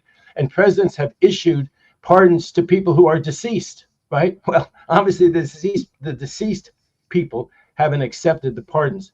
So there's really no need to alert the person that you're going to give them a pardon. You just hold that press conference that I said, and you pardon those people. Obviously, there's a lot of people. Just about to be a new Senator Adam Schiff just came out and said issuing such pardons is very defensive and unnecessary, and I don't want one. Schiff hasn't done anything wrong, but the idea that people are going to be tarred with this idea that, well, you must have done something wrong or else Biden wouldn't have issued the pardon. No, I think people are way past that. I think this idea that people are, looking at these tea leaves and they're saying, oh, I mean, you look at, there was a lot more than tea leaves with President Trump, right? And he got reelected. He just got elected again. And so this idea that people care so much about democracy and process and, oh my goodness, they'll never vote for, some member of Congress. There's some member of Congress who thinks he's on the firing line because of things that Trump has said. And I think he has come out and said that he wants a pardon, okay? He probably doesn't have a huge war chest, Mark.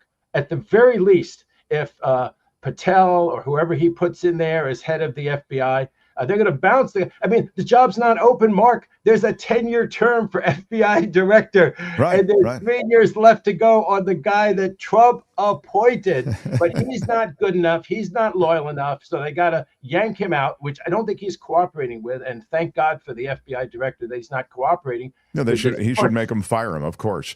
Absolutely. Let me just ask you, though, to get you back on the pardon thing, and bring you around to what this what was asked in the chat. It was asked, can you? Here is Jim saying, can you ask David Katz if he believes Biden will issue wide-scale pardons to Trump's enemies, e.g., Adam Schiff, judges in his court cases, military leaders, et cetera? It's what you're talking about right now, but I just want you to touch on this. And also, it seems to me like the language is very important here. Wide-scale pardons, okay. But what kind of pardons? You just explained that you can't have pardons that you sort of give you a get-out-of-jail-free card going forward. But what sort of pardons might he bestow upon many of these members of Congress, and how many can he? And can it be what they're calling a pocket pardon? Explain to me. You've just said that you don't have to announce that the pardon is being given, and it doesn't have to be officially accepted by the person. What are then the parameters that these pardons fall under? It's one of the broadest and unchecked presidential powers that there is. It goes back to the kings and queens of England, and the idea that the king or queen could show mercy. People said, well, nobody thought that this was going to happen at the time, like let's say a Trump self-pardon. But the reality is George Mason, he's very famous. People talk about Hamilton and Madison. But George Mason was very famous too, and his bloc thought this was a terrible idea. They thought this idea of pardons was terrible. They said a lot of the pardons will end up being used by the president to pardon his own conduct and the conduct of his cronies. But Hamilton and Madison won the day. There was a lot of controversy, and people say, "Oh my God, they never thought that this would happen." There was some pretty good. They were pretty good at foreseeing the future. There were a few Katsadamuses, real Nostradamuses in what we call the founding fathers, and they saw this problem happening because they saw the rise of tyrants. They saw someone like Trump coming to power, and what they would do to keep power. And so, because Biden is the president now. Again, as I say, he should issue those pardons. Now, a pocket pardon, people love that expression. The idea is that you don't announce it at all. What I was saying was that Biden doesn't have to announce at all that he's going to do it ahead of time. He doesn't have to go to each person he's going to pardon and say, do you want a pardon, and make an historical record that the person said yes or no. Both of them have their own inconveniences, Mark, right? So one idea is to just, as I say, announce on national TV, these are the people getting the pardon, and do that before January 20th of next year. But a true pocket pardon would be that he writes out, and in the old days before typewriters, the old pardons, if you ever look at them, are actually written out from George Washington till they had typewriters. But anyway, it would be typed out, and it would be given to the person, and like Liz Cheney would walk around, and she would have in her pocket her pardon. And if she's ever told that she's a target of a federal criminal investigation, she'll say to the FBI agent who presumes to, accost her, to interrogate her, say, here's my pardon issued by President Biden on January 15th. That is not realistic. There has to be an official record. I mean, it has to be in the Federal Register. It has to be, I mean, someone would challenge even the authenticity of it if it were such a pocket pardon. You would put it in 3 or 4 other places, but that wouldn't work. The idea that nobody would know until she took it out of her pocket. People thought that maybe that's what Trump had done. Trump had pardoned himself last time he was in there toward the end of his term, and he had in his pocket. Well, he got indicted, and I believe quite appropriately, on two different federal charges, and he never did take out his pocket pardon because that didn't happen. In terms of the broad language, and there are a lot of commentators, especially on the right now, who are saying this is so unprecedented. How could Biden have done such things? So unprecedented. It just about followed the language of Ford's pardon of Nixon, which said for the things that happen, in other words, there's a time limit. So it's the time limit was while Nixon was president. The time limit for Biden's son was 10 years ago up until the day that he issued it, December 1st, 2024. What I'm saying about it, the pardon can't pardon future conduct is that pardon can't pardon anything as of December 2nd. Or if Nixon had committed a crime after he was out of office, that could have been prosecuted. So the key here is that it goes back over that extended period, right, David? Right. For Hunter Biden, 10 years. For Nixon, the entire time that he was president throughout the Watergate scandal. And it was written in a way where it didn't say, for obstructing justice. It didn't say for, witness tampering as to Nixon. It really did have broad language that would have applied to just about anything that Nixon would have been charged with for the time that he was president. So the reality is that Joe Biden may Johnny Appleseed these pardons sort of across the legislative landscape because of what you've described as the unapologetic way in which the president-elect is targeting people, and he seems to be backed up by all of those who are running the agencies that would be charged with doing that, with going after these people, FBI, Justice Department, et cetera. If President Biden had done it a different way, if he had, let's say, once Kash Patel was announced, I mean, that was a remarkable event that even if Biden truly meant that he was not going to issue a pardon to his son at the time that he said he was not going to issue a pardon to his son, even if he had really meant that sincerely at the time, there was a change of circumstances once Trump put forward Gates, who promised revenge. And, if the Republican senators hadn't stood up to him, he'd be our new attorney general. The Democrats had no ability to stop him. You think, my God, Trump was willing to do that. What else is he willing to do? And now this Kash Patel, which involves yanking the FBI director out of there or inventing some cause for him. If they're going to invent some cause to try to remove a Republican FBI director picked by Trump, if they're going to try to invent that cause, there is absolutely good grounds, and you argue to the American people, look, this guy is going to concoct stuff against his rivals and his enemies, and they have a right to be his rivals and enemies while he's in office. That's the whole point of an opposition. And to make those people cringe, and you say, well, people might have cringed before. No one ever said, anybody out there on the right who supports Trump, let them call in or write in or send an email. Who is the person who ever campaigned on the kind of rhetoric that Trump did this time? He did a little bit in 2016, lock her up, all those rallies against Hillary Clinton. He did. And then the people who say, well, he didn't actually indict Hillary Clinton the first time that he was in office. Well, first of all, he had two reasonable attorneys general. I mean, I didn't like a lot of things that Sessions and Barr did at the time, but do I think that they were unstintingly loyal the way this Bondi will be to Trump? No, I don't think they were. And he had other guardrails the first time that he was in there. So I think that it absolutely makes sense. Now, you said, how many pardons can he, Johnny Appleseed out there? And the reality is that he can do a lot of pardons. When we had Iran-Contra, some people don't remember that. This is George, not W, but his dad. His dad, there was this Iran-Contra thing, and people like Caspar Weinberger were involved in it. Very high officials were involved in it. And over 20 of them were pardoned on Bush's dad's way out. he pardoned over 20 of those people. So that's a lot of people, specific people. And as I said, there have been these blanket pardons like that Carter issued for all the alleged draft dodgers. So if he picked 20 people, and I think some of them are Milley, some of them are Schiff, Milley, Cheney, etc. Milley would have a military court exposure, though, wouldn't he, David Katz, that might not be covered by a pardon? We are deep into a real-life coup if there are going to be military officers, because it's a military tribunal, who would convict. I think that the security that Milley has from court-martial is that no members of the military. I mean, here's the funny thing about the military, and it's so funny because generally speaking, I think there's too much of a military-industrial complex. I think we spend too much on the military as compared with domestic priorities. But we have wonderful people in the military just in terms of character. They may have a different worldview and they come at things differently from you, me, some of many of your audience.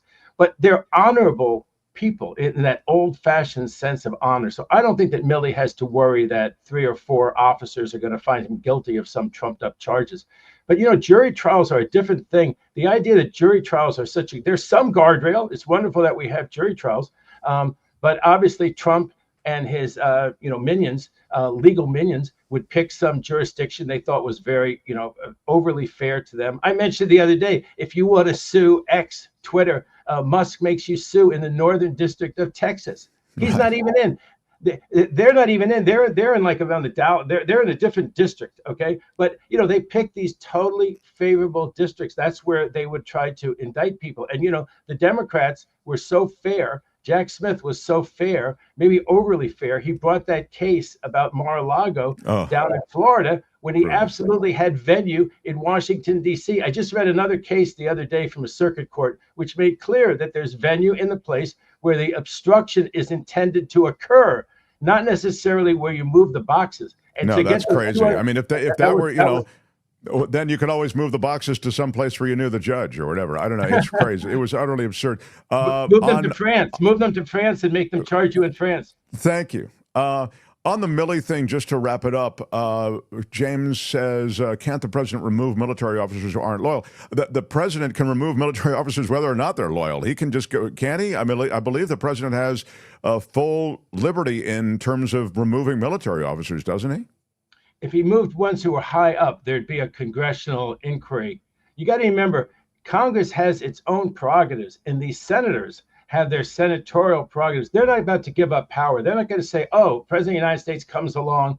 Those high military officers, they're backed by certain senators. I'm not saying for corrupt reasons, because they think that particular military officer is particularly good, worthy of being a 5-star, general or whatever. So I think that that's pretty fraught trying to remove them. Of course, what's scary is if you have the Defense Department, which gets us back to Hegseth. And that was one of the reasons to be scared, not just that he's way in over his head trying to run that job and the sexual impropriety and alcoholism allegations against him. Not putting all of that aside, you wonder what was in it for Trump.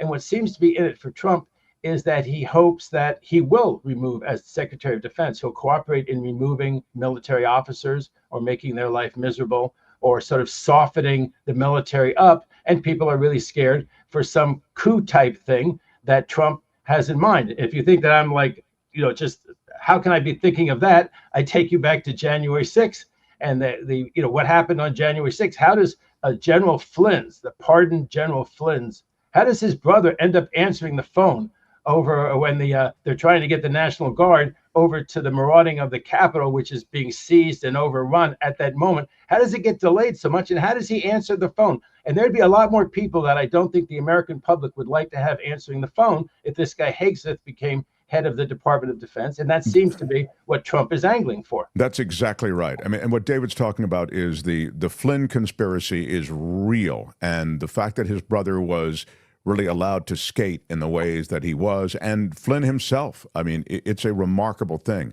And they continue to be really pernicious elements in this future Trump administration. I mean, I put Eric Prince in the same category for different reasons. I mean, dangerous characters in my view. Quickly, I only have a couple of minutes, and I think we've kind of talked about the pardon thing and gotten a good perspective on it. But again, mad respect to you for bringing it to the attention of the audience many, many, many months ago. I want to ask you about what's going on with the Supreme Court and this the trans questions. I mean, this has become such a big cultural wedge issue, even though it doesn't really affect that many Americans. It's odd to me that it's become such a sort of a rallying cry for the right to vanquish the left and the libs. But can you talk to us about what's happening at the Supreme Court with this trans issue? Well, yes, this is the second transgender type case ever to reach the Supreme Court. Justice Gorsuch wrote an opinion that seemed to be kind of trans friendly. So a lot of people were wondering how he would weigh in at the oral argument yesterday on this trans question. He didn't ask a single question.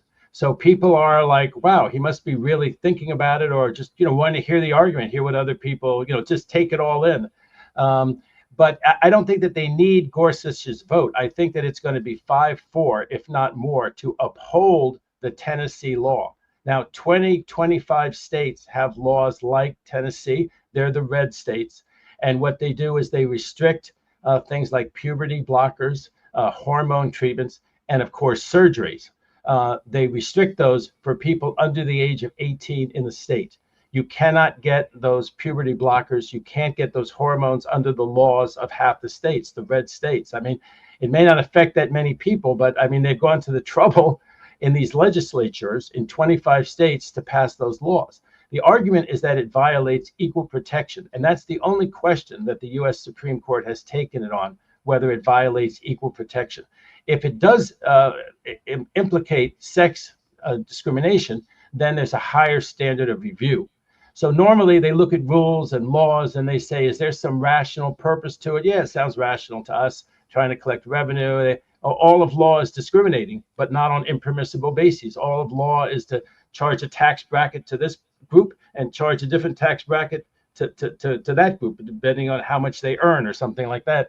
There's all kinds of rules that people don't like. And well, the legislature voted 52% to enact that law.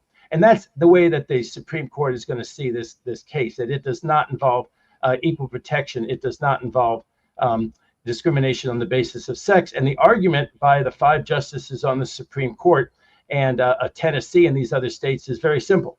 You can't get those drugs or get surgery in our state, whether you're going male to female or female to male, and it applies to both boys and it applies to girls. End of argument. Now, there's an argument about parental, sometimes the parents are all in favor of it. There's a whole other issue when the schools are supposedly helping people to get this counseling or to actually get the treatment, and the parents don't know about it. And that's a huge emotional issue. But there's also people who discuss it with their family. Their family agrees that this boy or girl should get those kind of treatments. How about those people?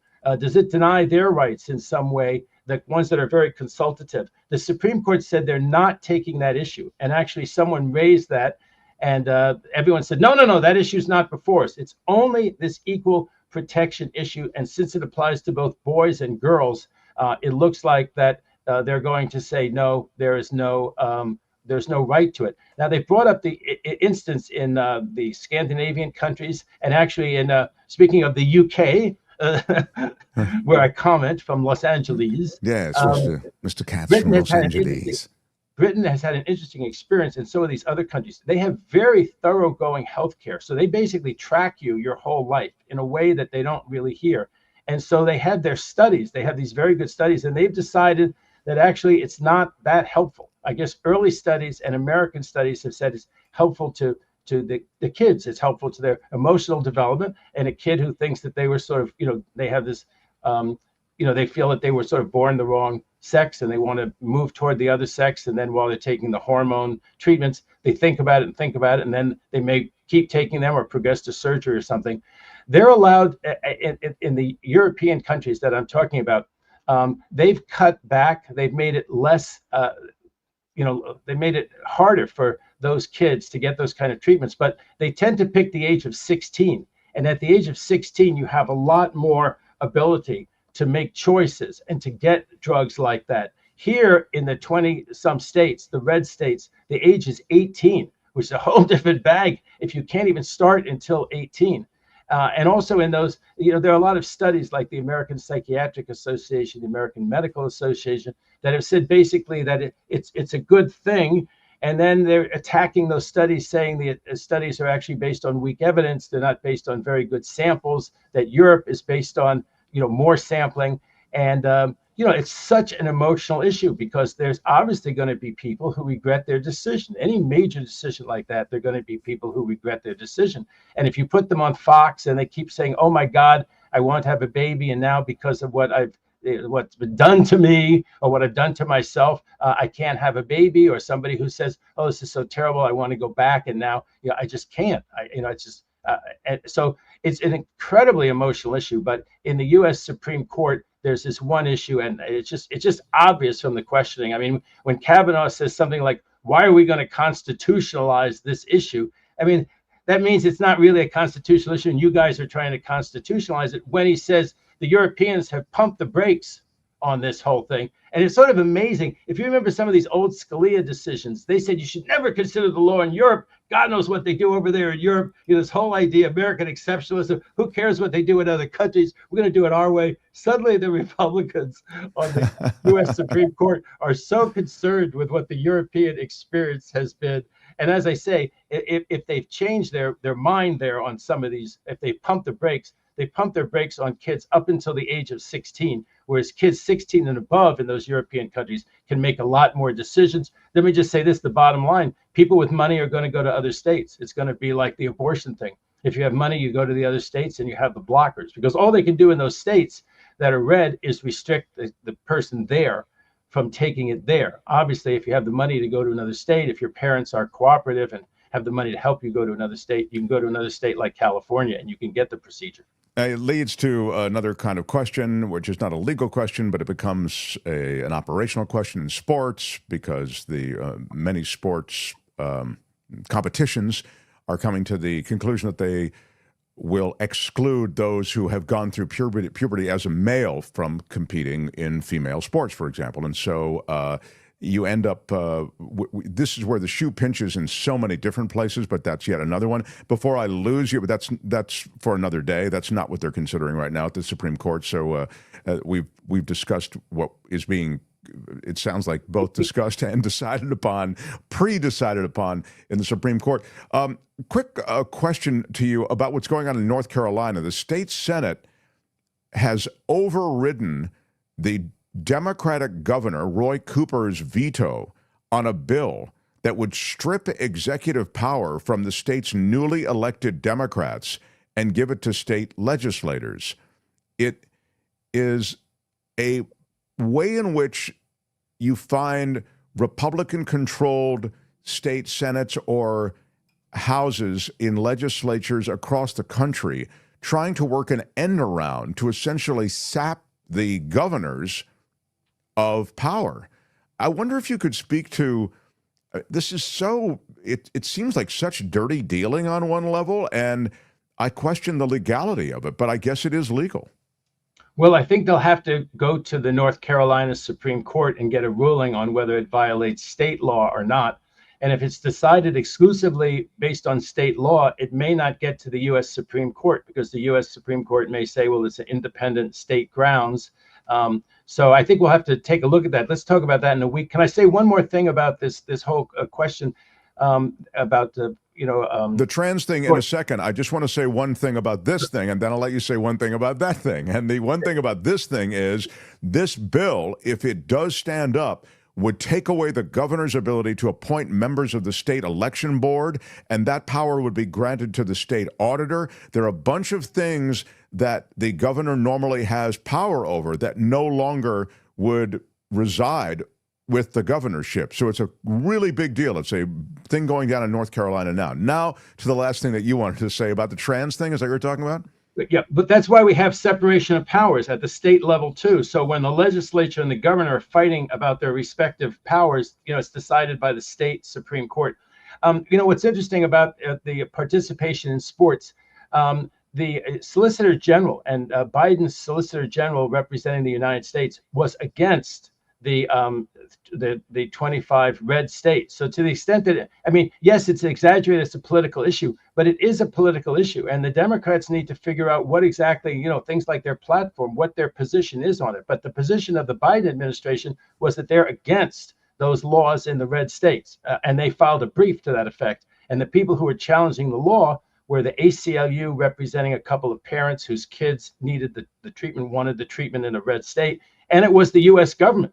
And the U.S. government argued in that case, sports are different because in sports, there's a third party that's involved. You know, if somebody who's a biologically or someone who's born male, you know, runs into or boxes, let's say, with a female, there's a danger to third parties. But in this situation, with getting the treatments, what's the danger to? There's no third parties. And so the U.S. government in that argument really differentiated the sports cases from this kind of case, which is just whether this individual can get the hormone or not. And, you know, some people are very, very sure of their decision and they don't have the money to go to another state. And it's a life altering thing for the kid who wants to and knows, and the parents know that this kid wants to take those blockers and isn't allowed to in the state, and it could change someone's whole life. But it's a very controversial issue, as we saw in the election. And I think it's hard to come up with an answer, you know, a practical answer, and then, of course, the legal answer, which tries to integrate whatever practical answer there might be. It's a really, really tough issue. Absolutely true. David, thank you for your contributions always to our conversations and for some clarity around many of these issues that really are desperate for clarity. I mean, the new administration, I feel as though, especially having, as you said, expressed openly the desire to go after adversaries legally, politically. I feel as though you're going to be a very busy guy in terms of trying to keep track of everything that's going on. So really appreciate your time. Have we invited David Katz, Kim, to the non-denominational holiday party on the 21st? No, but I think we should do it. Let's Hi, do Kim. it. Hi.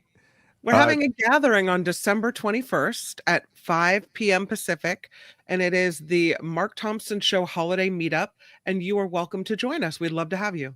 Well, that would be great. Check your schedule. Check your. You don't have to commit now. We just ambushed it on you here on the air, but take a look at your schedule. We'll discuss it next week. It doesn't happen for a couple of weeks. We'd love to have you join in. There'll be other people who are regular contributors, and the audience, of course, will be there. And so we really think it'll be fun. You know, the yin and the yang. We had the election special, and we're going to have the holiday party, which will be just as great as that night was not in terms of what happened, right? So I'm going to really try to be there. And hello, everyone out there. Thanks a lot, David. We're going to be okay. Mark, we're going to be okay. I'm an optimist. We're going to be okay, including these next 4 years. Yes. This country's going to hold. I hope you're right. How about it? The great David Katz. Thanks, David. See you next time. The Mark Thompson Show. This is Mark Thompson.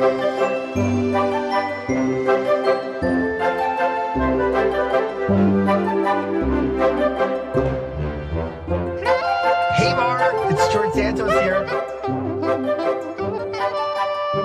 A lot of people are telling me you're a liar. That's pure speculation. What's a little lie between friends? Morning. We're in better shape, but I don't think we're in wildly better shape. Your Honor, I'd like to ask for a recess. That coffee down. This is a word from the Lord, and he's not happy. Good day, sir. Seriously, what the Why are you yelling? Yes. Happy holidays to everyone. Let me recommend the Happy Non-Denominational Holidays t-shirt that I'm rocking right now. Got the solid blue edition. I think it's a very good look. The little lights, holiday lights draped across the top. It was designed by Courtney. So we're very happy to. Courtney's become very involved in trying to get things together here on the channel, which is pretty cool. We're desperate for help, so it's pretty cool. A couple of listeners have stepped up, actually. And look, there it is. Albert has never missed a beat when it comes to bringing these things up. Albert, thank you. Happy non-denominational holidays. Find it in all the colors that you want. The dark, the light, the green, the red. There it is, red. I was wearing the red one yesterday. The gray, the heather gray. And, of course, we have the regular T-shirts from the show, and there's also on the merch site other stuff like coffee cups, and there it is, Mark Thompson Show, the rectangular logo, also in the black. We've got it in black. We've got it in a bunch of, it's a woke holiday shirt. That's right, Mountain Bike. Good call. We're woking it. We're woking it. I'm working it and woking it, everybody. Albert, thank you. Albert, thank you. Yeah. Check it out at getmarkmerch.com. And it's the, thank you for Romania Animal Rescue, Inc., a 1999 super sticker, and I'm particularly happy that we get it in because I saw it earlier, and I've been wanting to mention it. We've kind of gotten into these long conversations today, so didn't have a chance to. But Romania Animal Rescue, thank you so much. Thank you so much. Thank you so much, Romania Animal Rescue, Inc. Romania Animal Rescue, Inc. Luis says, why does the high-quality Mark merch make no profit, yet all the Trump crap makes millions? Life again being unfair. At least my Dodgers won the series. There you go. He always wants to mention his Dodgers. Well, big shout out. Thank you so much. Right? Yeah. Come on. Luis cannot let it go. Power outages in Humboldt, but they are still keeping it lit, says Peter. Yeah, that's true. My Humboldt brothers and sisters. You know what they're saying, Albert. Where are my weed smokers You at? know what Peter Newton's saying. Yeah, I went to school there. Can confirm. Yep.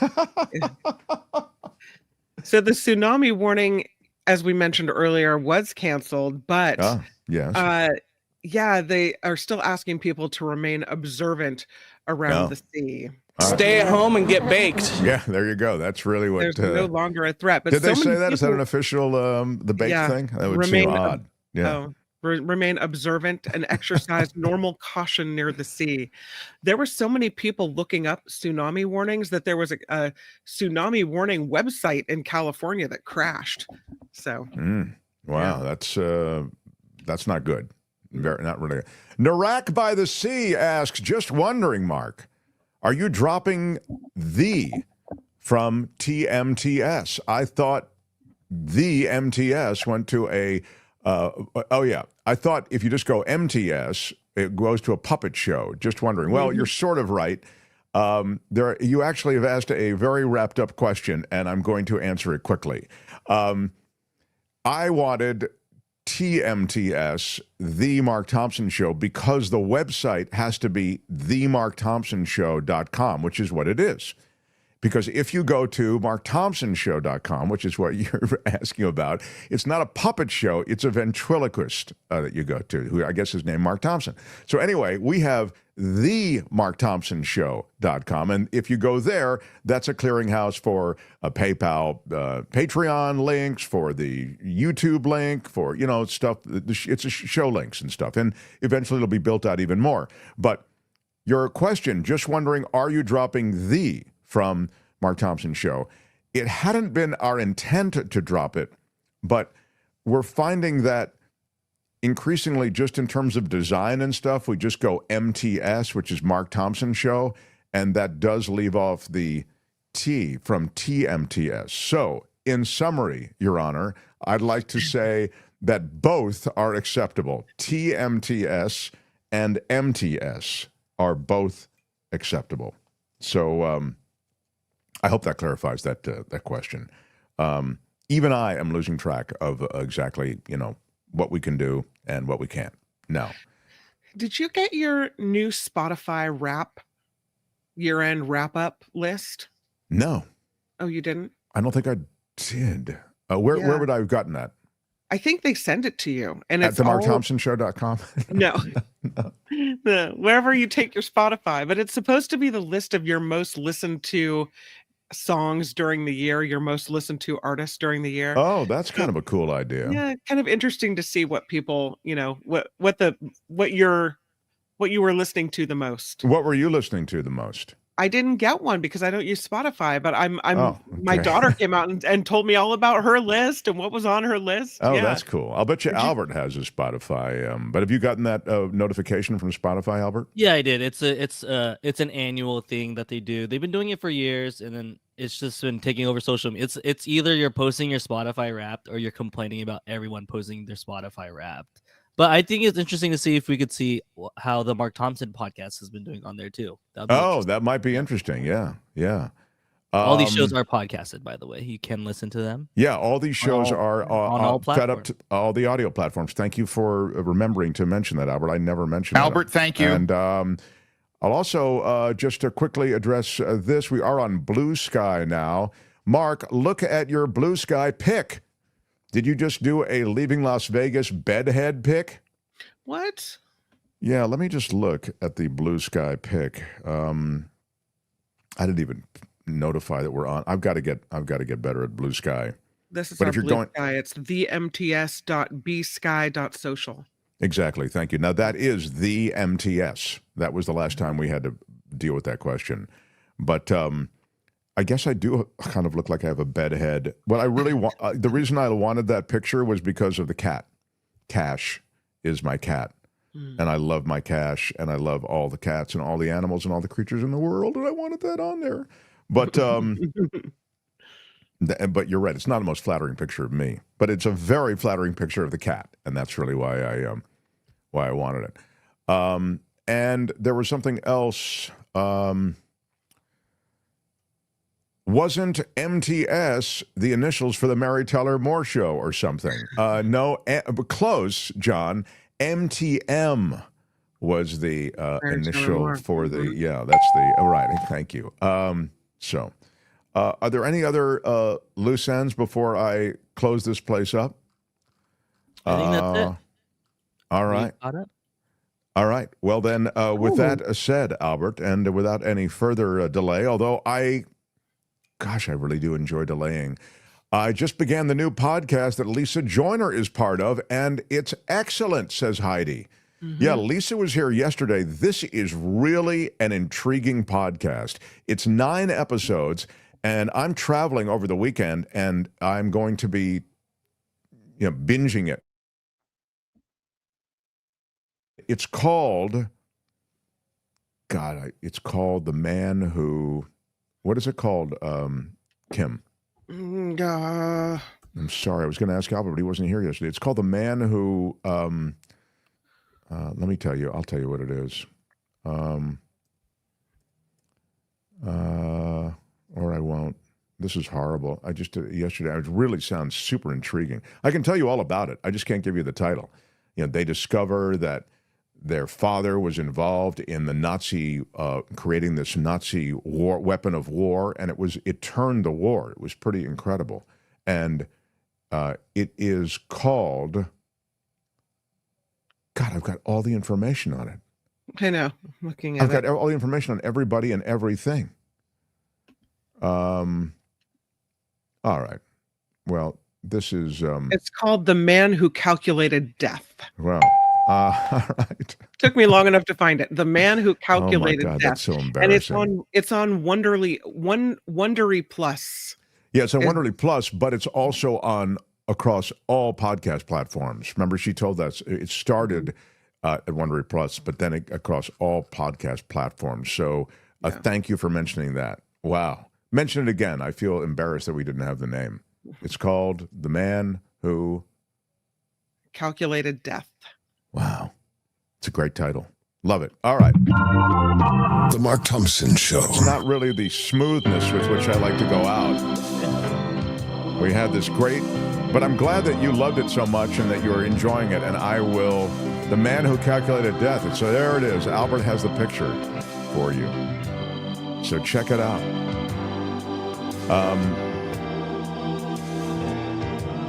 Are you what is this? Are you planning, Mark, to attend the game show host's inauguration?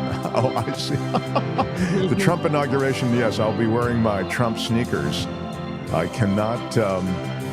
Mountain Bike says, that was a great title and you couldn't remember it? Yeah, Mountain Bike fan, I've got a lot of stuff going on, okay? Sorry, I couldn't remember the man who calculated death.